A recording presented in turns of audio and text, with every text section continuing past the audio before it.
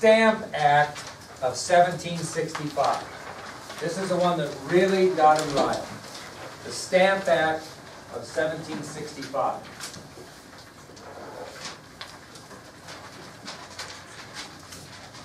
Now, we're already mad in the colonies.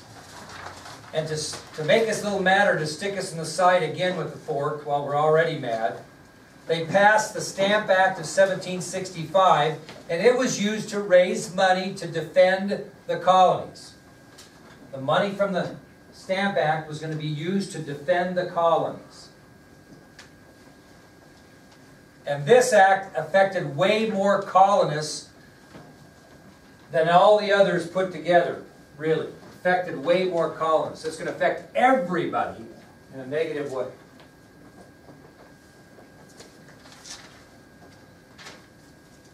So what the Stamp Act was, it was a tax. And these are the type of things that colonists had to pay a tax on. They considered them licenses. So the Stamp Act levied taxes on licenses of all kinds. Here are some examples. Newspapers. If you bought a newspaper, you paid tax. An advertisement. If you put up an advertisement, like remember in the old days, they put them in the paper at times. But you know how you go around and see a garage sale sign stuck on a pole, the garage sale at this house? A lot of people advertise that way. They would print them on paper and put them up in the town with what was going on. Well, they taxed them on that as well. They taxed them on legal documents. So if you had a deed to a land or a mortgage on a property, any legal document were also taxed. Any legal document was taxed. Marriage license. They taxed college diplomas because it was a license. In today's world, it would be like a doctor getting taxed or a teacher getting taxed because we have a teaching license. They would tax your license. Okay? So college diplomas were taxed. Even taxed what else is made out of paper.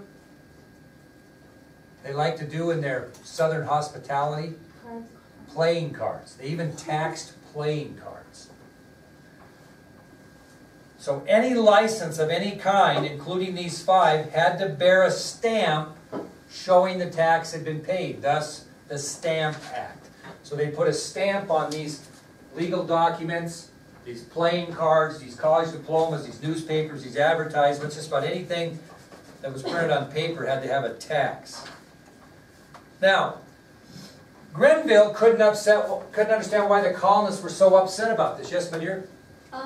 When they had to pay the taxes for the cards, did they have to pay a tax for each card individually, or just the whole set? The whole set. Okay. Yeah. Well, I think I don't know, they probably stamped the cards or deck, I don't know.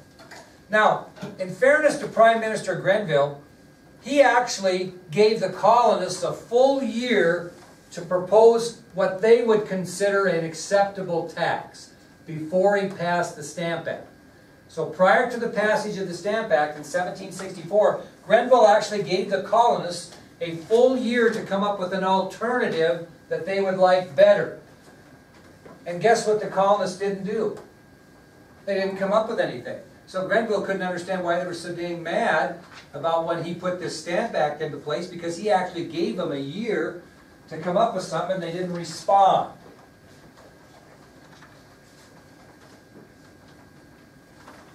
Okay? It's kind of awesome. You know, they didn't care. They were mad about the other one, so they didn't respond. So he just said, well, I gave you a year to figure out something. They didn't want any kind of tax, right? They didn't care what it was, you know, would have been stamped. Whatever they came up with, they didn't want. That's why they didn't respond. Now we're going to explain to you, briefly before we quit for the day, the difference between a direct tax and an indirect tax. Because to understand the Stamp Act, you've got to understand the difference between a direct tax and an indirect tax.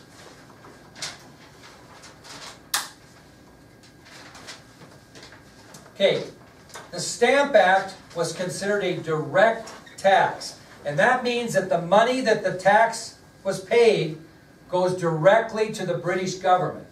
So when they paid the stamp tax and they had that document stamped and paid the tax, that money went straight to the British government. That was a direct tax straight to the government of Britain.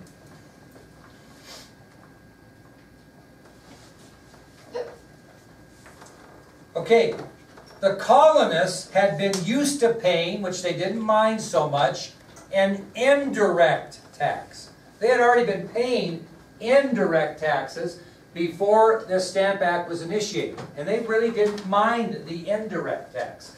They minded hostilely, I guess if that's a word, the direct tax. Now what's an indirect tax, do you think? An indirect tax obviously wouldn't be paid directly to the British government, but it was a tax they paid. And the person that paid it was the purchaser of a product. And it was similar to what we pay as what? Sales tax. Similar, not exactly. So the colonists had been used to paying an indirect tax. Now, is a sales tax, is that money paid directly to the government of Wyoming? Pretty much.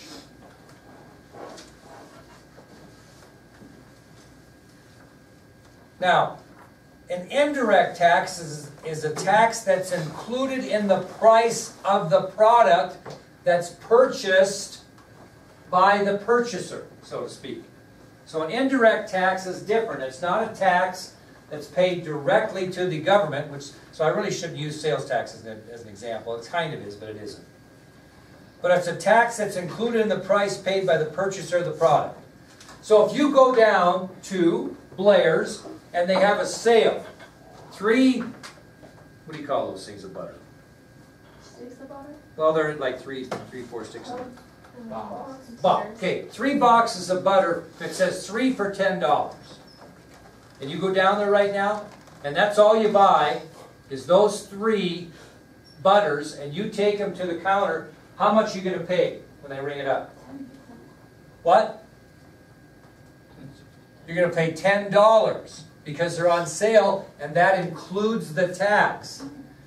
Okay? Now, if you buy that along with many other goods, they're going to give you a total plus tax, but they don't tax on the special deal 3 for $10 or whatever. Does that make sense? And that's what an indirect tax is. It's included in the price paid by the purchaser, and it usually is hidden in the cost of the item. So probably to make up for the tax that Blair's had to pay on that, when they said 3 for $10 and just gave you that for 3 for $10, it probably cost Blair's 3 for $9 and, I don't know, 50 cents. And he just put the sign up there, 3 for 10, he included the tax and still probably made a little money on the sale item. So the indirect tax is something that's included, usually, hidden in the cost of the item with the tax going where? Who made that extra money on that? The seller. So the colonists were used to paying an indirect tax, a tax that basically they were paying by purchasing the product, but normally in the colonies that was already in the price. So they went up there and said, how much is that dozen ears of corn? Well, they're 35 cents at that time. That 35 cents included the tax already. They didn't pay tax on top of it. But you can bet that the person that sold it probably only really needed to get 30 cents out of it, charge them an extra 5 cents to make up for the tax. You don't care about that as much, do you? If I go down to the store and it says 3 boxes of cereals for $10 and I just buy 3 boxes of cereal, I go up there and they just charge me $10, I'm thinking, hey, that's a hell of a deal. I didn't get taxed. Well, you did, but you don't feel like you did because it's an indirect tax. See the difference? But when they started making you stamp diplomas and advertisements and licenses and deeds and said, give me my money, that was a direct tax that they gave out of their pocket and had to go to the British government. They did not like that. So do you guys understand fully now the difference between a direct tax and an indirect tax? Okay, last thing we're going to talk about, we'll skip that. Okay, know tomorrow the difference between a direct tax and an indirect tax. Now, I'm going to want you to study up a little bit because we're going to have a little quiz, and I'm going to tell you what you're going to need to know in this quiz tomorrow. Okay, are you ready for this? Yeah. I would know, you don't have to go into detail, the 3 problems that Great Britain had to deal with in governing their empire. 1 would be the need for new taxes, 2 would be the future of Florida and Canada, and 3 would be the western lands. I would know those 3. I'm not going to probably ask any detail on it, okay? I also would know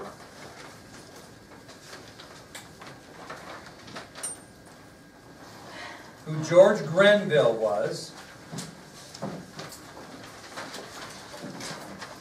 I would also know who Count Verzen was.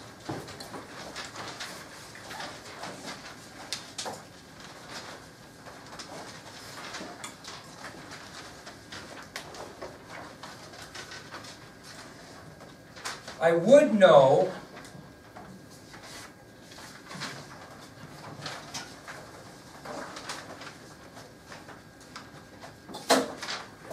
the 2 demands the Indians made upon the British. I would know that under the western lands. Okay?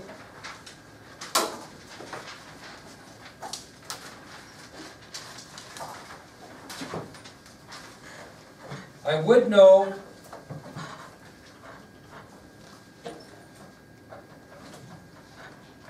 why King George was considered ineffective and stubborn.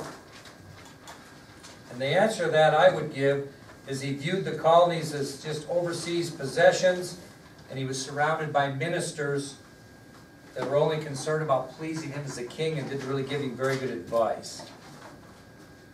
I said George Grenville, right? Yeah.